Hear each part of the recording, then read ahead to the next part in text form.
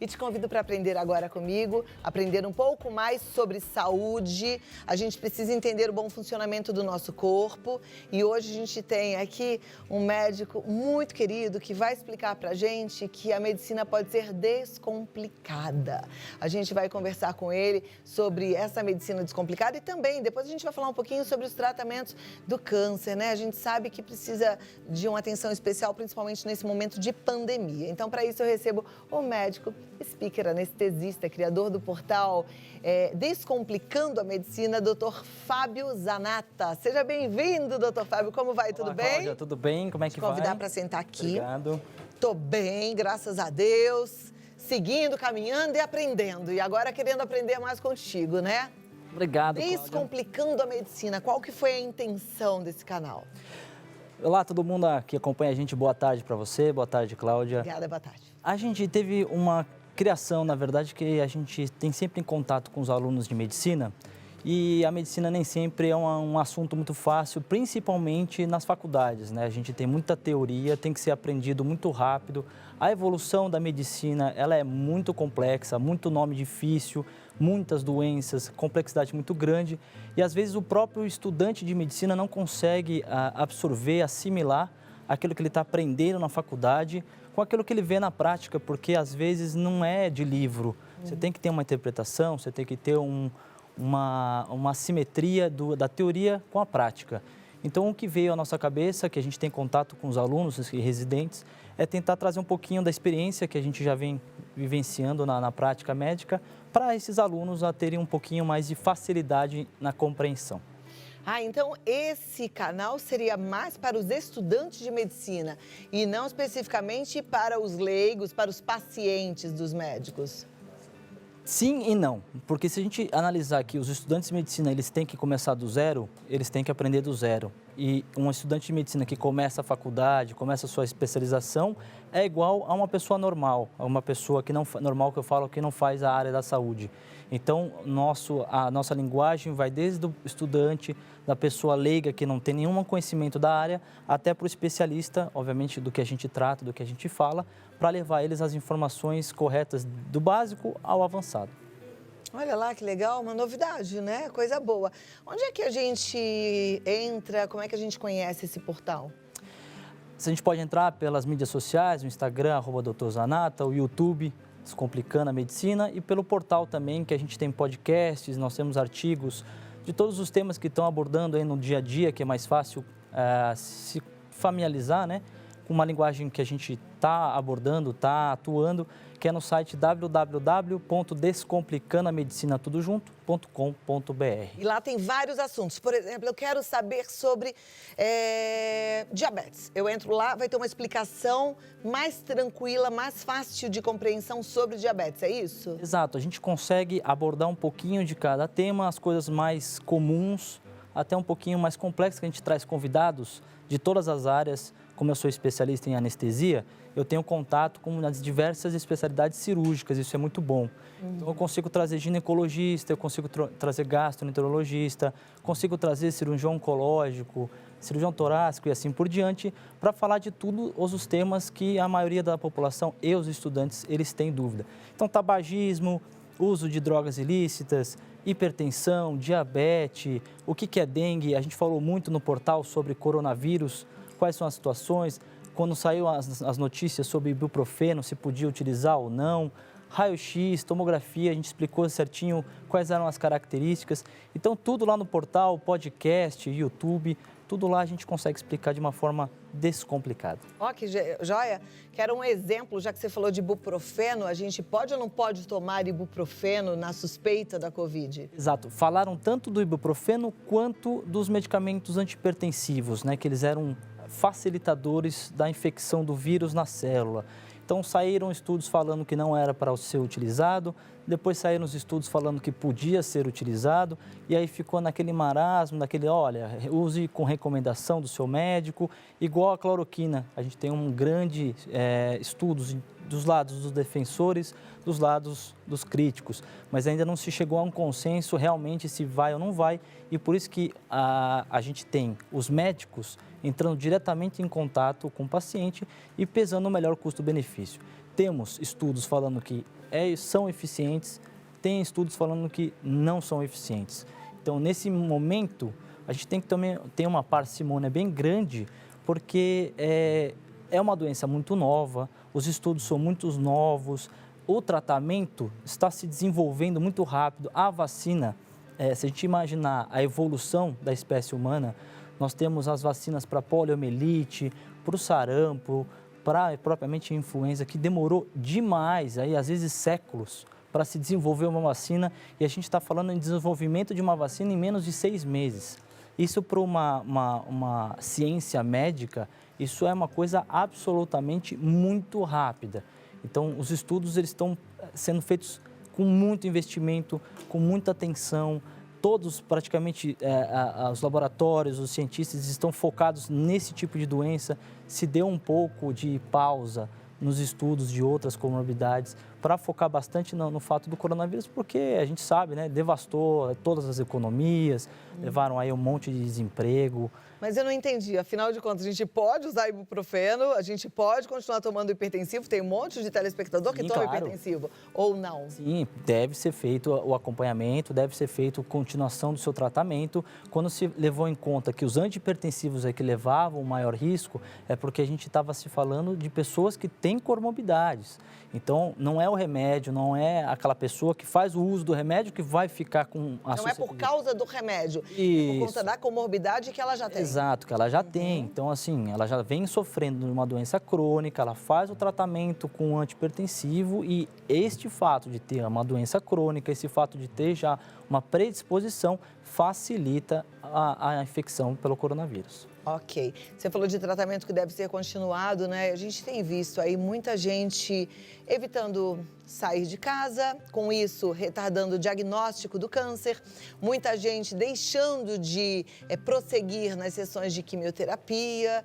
Como é que está isso? Porque eu tenho conversado aqui, eu conversei semana passada com um cardiologista e ele deixou um alerta muito grande, né? Que na dúvida, sentiu dor e ele explicou quais são os sinais. Tem que ir para o pronto-socorro sem medo, porque tem muita gente, infelizmente, morrendo em casa porque teve um infarto. Conversei com uma neurologista que disse que também o índice de pessoas com um AVC sem um atendimento rápido também aumentou, ou seja, as sequelas aumentaram, inclusive o óbito também. E aí, em relação ao câncer, eu também estou sabendo que tem uma turma amedrontada e que parou o tratamento, é isso? Exato, Cláudia. É o seguinte, a gente tem que dividir o cenário da medicina hoje em dia em duas frentes. A medicina comum, que a gente está acostumado, que são os pacientes que têm algum sintoma, alguma sintomatologia ou mesmo alguma doença prévia, precisa no médico, precisa ir ao hospital e fazer o seu tratamento. As pessoas que já estão recebendo o tratamento, continuar o seu tratamento. E o tratamento do coronavírus. Os hospitais, quando se iniciou essa pandemia, essa crise, eles não tiveram tempo para se preparar para fazer a divisão completa dos atendimentos, coronavírus e da atividade. Então, acabou se misturando essa atividade dentro do hospital. Obviamente, o risco de ser infectado, UTI, enfermaria, era grande. Mas, durante esse procedimento, durante esse tempo, os hospitais conseguiram se organizar para dividir por alas, dividir por setores. Então, as pessoas que têm o tratamento, precisam fazer tratamento, tanto diagnóstico quanto acompanhamento, elas estão totalmente isolados em áreas diferentes dos pacientes que podem ter o risco de estar com coronavírus. Então, se você tem tratamento, se faz o tratamento ou se tem alguma dor, precisa ir para pronto-socorro ao hospital, não deixe de ir, porque isso pode ser fatal, isso pode ser muito prejudicial, postergar um tratamento, por exemplo, postergar um diagnóstico do seu médico, e isso leva a consequências futuras. Então, a gente fala na parte oncológica, eu trabalho excepcionalmente no 80% da minha atividade com pacientes oncológicos, e a gente vê que esse tempo foi crucial para as pessoas que deviam ter feito um diagnóstico. Se tivessem feito um diagnóstico, tinham ter feito um tratamento adjuvante, seja ele com quimioterapia, radioterapia ou mesmo procedimento cirúrgico, e estariam tratados, estariam curados ou pelo menos estariam constantes. Esse período de 3 a 4 meses, se você for pegar, por exemplo, câncer gástrico, câncer coloretal, câncer endócrino, isso são cânceres muito agressivos, muitas das vezes. E 3, 4 meses, por exemplo, é o tempo do paciente se curar ou perder a sua vida. Isso é muito triste. Tanto que ontem a gente fez uma cirurgia, era para ter feito uma cirurgia de câncer gástrico, o paciente veio fazendo a evolução, decidiu ficar em casa, 3 meses teve sua vida comprometida por um tratamento irressecável do tumor que estava ali loco-regional avançado. Puxa vida, tá vendo só? A gente precisa compreender essa divisão, essa segurança e seguir em frente com aquilo que a gente está fazendo em relação ao tratamento de saúde. Doutor, eu vou te pedir 2 minutinhos e agora eu vou fazer uma coisa assim, ó, nem combinei isso contigo, mas aberta. Imagina que você encontrou o Dr. Fábio Zanata numa festinha, só tem vocês dois e você tá cheio de dúvida aí para saber sobre a sua saúde. Pode perguntar o que você quiser saber sobre saúde e aí ele responde de forma descomplicada, tá bom? Vamos voltar aqui com o Dr. Zanata e com as perguntas, né? Voltar contigo e com a turma que tá em casa. Já que a gente resolveu fazer companhia, vamos botar a turma para bater papo com a gente, né? Agora é o momento mais legal, né? Que a gente tem interação com o pessoal. Isso é bom. Vamos colocar a primeira pergunta aqui na tela.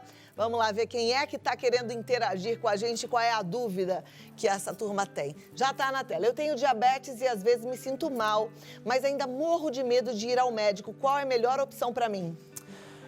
Quem que mandou a perguntinha? Não tem o nome. Não tem o nome. Obrigado aí pela participação e pela sua pergunta. É o seguinte, toda vez que a gente tem alguma doença crônica ou de base, seja hipertensão, diabetes, hipotireoidismo e assim por diante, a gente precisa fazer um controle com o seu médico que te acompanha, seja endocrinologista, um clínico geral. Quando você tem algum problema, passa mal, você é frequente passar mal ou passou mal por algumas vezes, você precisa avisar o seu médico para ele investigar, fazer o diagnóstico, o tratamento, se for o caso. Alterar a quantidade de medicação, ou se você não se adaptou à medicação, ele vai trocar ela para você. Não é só porque a medicação faz o mesmo efeito que não existe diferença entre eles. Deixa eu te fazer uma pergunta. Se a pessoa é paciente do SUS, ela tem o médico dela?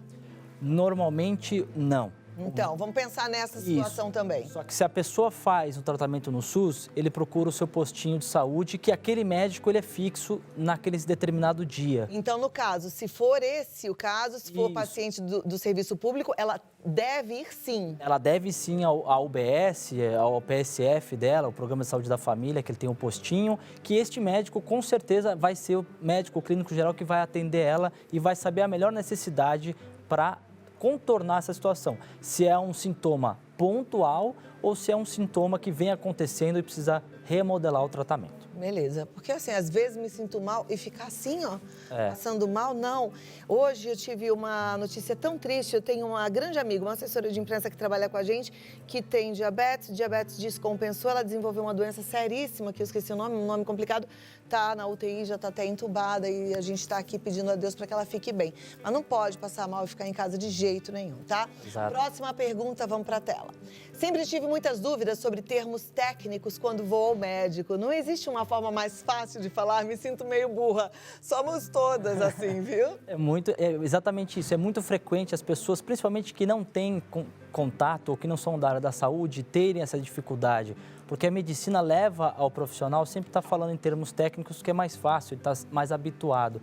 É igual um economista falar de PCA, aquelas siglas que todo mundo fala, que isso PCA, aí é pior ainda. GPM, Selic, então todo mundo tem a dificuldade. É muito interessante que você, se tiver alguma dúvida, tiver alguma coisa fora do seu entendimento, procure alguma rede social, procure algum médico que você tenha confiança, alguém que já te falou e procure esse conteúdo que você tenha dúvida. Porque às vezes você pode estar sentindo aquilo, o sintoma, e você está vendo que é o tratamento na televisão, no site, mas não está relacionando o seu sentimento com aquela palavra. Então, a gente tenta no nosso site, nas nossas redes sociais, sempre falar do básico, avançado, para a pessoa ir entendendo o que a gente está falando e assim aumentando o seu nível de conhecimento. Legal. Eu também não sei seu nome, telespectadora querida, mas eu vou ainda te dar um conselho meu, tá? De Cláudia. Eu sou perguntadeira. Então, assim, falou uma coisa que eu não entendi, fala, para, doutor, não tô entendendo nada, me explica de novo. Às vezes a gente fica tímida diante do médico, né? Acha que tem... Não, sem timidez. Médico é gente, para começar, tá? Eles só estudaram uma coisa diferente da que você talvez tenha estudado. E pronto, mas é gente. Então, assim, vão perguntar, não entendi nada, me explica direito. Faz assim. Exato, eu estou usando uma ponte, estava falando dessa parte de economia, eu gosto bastante, estudo bastante. Eu tento correlacionar a parte gestão financeira, gestão em saúde, porque no nosso país, o SUS, tem dois problemas, né? O SUS, ele é brilhante com seus médicos e brilhante no seu atendimento na medicina. Porém, ele é péssimo na sua gestão e a gente sabe os motivos, né? Não adianta a gente ficar batendo sempre na mesma tecla. Então, eu fui atrás do conhecimento, fui estudar MBA e tudo mais, e eu trago para os novos estudantes uma ideia de o que acontece na economia e o que acontece na medicina para a gente ver se a gente merge esses dois assuntos, porque a maioria dos estudantes, como é muito conhecimento na faculdade, não tem tempo para estudar nada além disso. Então, isso é muito importante a gente ter uma formação, tanto na faculdade, na vida, para, de repente, esse médico que está se formando hoje vai ser um diretor de um hospital público, vai ser um secretário de saúde. Isso daí desperta um pouco de conhecimento e traz um pouquinho de informação. Nosso portal, nosso podcast, YouTube, a gente fala um pouquinho sobre isso também. Muito legal a iniciativa. Próxima pergunta na tela, vamos lá. Boa tarde, meu pai faz tratamento para o coração. Tem problemas de circulação e sangue grosso, mas descobri que ele não tem ido ao médico. Isso pode prejudicar ele e atrapalhar o tratamento? Sim, com certeza. Se ele faz tratamento para afinar o sangue, que são com anticoagulantes, provavelmente já tem alguma condição crônica prévia que deva ser utilizado esses medicamentos. Só que esses medicamentos, eles precisam ser tomados regularmente, não podem pular, eu tomo um dia sim, um dia não, ou fora do seu horário, porque eles têm efeitos específicos, principalmente para aqueles que sofrem de isquemia no coração. O que é isso? É baixa oxigenação. Aqueles que têm estreitamento da coronária, que sofrem um infarto, eles precisam de afinadores do sangue, que são os anticoagulantes. Então, eles precisam sim ser acompanhados regularmente para o médico que está fazendo o tratamento clínico dele. E se ele só usa um remédio para o coração e não está usando anticoagulante e está sabendo que não está legal a circulação e o sangue, tem que procurar um médico também, né? Exato. Vamos lá, próxima pergunta na tela. Minhas consultas são sempre pelo posto, dificilmente em um hospital grande. Corro menos risco de me contaminar com Covid-19? A contaminação não se dá por hospital maior, hospital menor, clínica ou não. Se dá pelo seu contato social. Você pode ter uma pessoa no ambiente, vamos supor, na rua e se contaminar com ela se a pessoa estiver infectada. Então, não é porque você está indo num postinho ou num hospital de grande porte que você vai ter maior ou menor risco. Nós temos que orientar que o distanciamento social, o uso de máscaras, higienização das mãos, sanitização dos ambientes, isso é a maior prevenção contra a infecção do coronavírus. Perfeito. Próxima pergunta, vamos lá. Gostaria de entender por que os resultados dos exames que fazemos são tão complicados de entender. Tem jeito mais fácil de ler? Isso é fantástico. Eu até tenho um vídeo lá no meu canal do YouTube, Descomplicando a Medicina, que eu traduzo exatamente todos os exames laboratoriais rotineiros. Então, o seu médico pede, por exemplo, o perfil de colesterol. Você vê lá o perfil, todo mundo só vai no valor de referência, tá bom ou tá normal. Mas para que ele pede isso? Às vezes ele não te explica, ele vai saber interpretar, obviamente, mas ele não te explica por que você está pedindo. Por exemplo, exame de sangue. Por que você tem que pedir exame de sangue regularmente? Por que o ideal é fazer de 6 a 1 ano de intervalo? Então, isso daí é muito importante vocês saberem e estarem por dentro para melhorar a sua qualidade de vida. Tanto a alimentação quanto a sua atividade física impacta diretamente nos seus exames laboratoriais. Então, legal. Depois dá para ir lá e assistir esse vídeo completo. Descomplicandoamedicina.com.br. Vai lá, descomplicandoamedicina.com.br. No YouTube, Descomplicando a Medicina, e o Instagram, Dr. Zanata. 2 T's no final, Dr. Zanata, tá bom? Muito obrigada, doutor. Um ótimo final de semana e até a próxima oportunidade. Para todo mundo, para quem está nos ouvindo também. Obrigada. Vamos lá, continua o Vida Melhor. Continuamos aqui no caminho de aprender, aprender e aprender. E como é bom, né?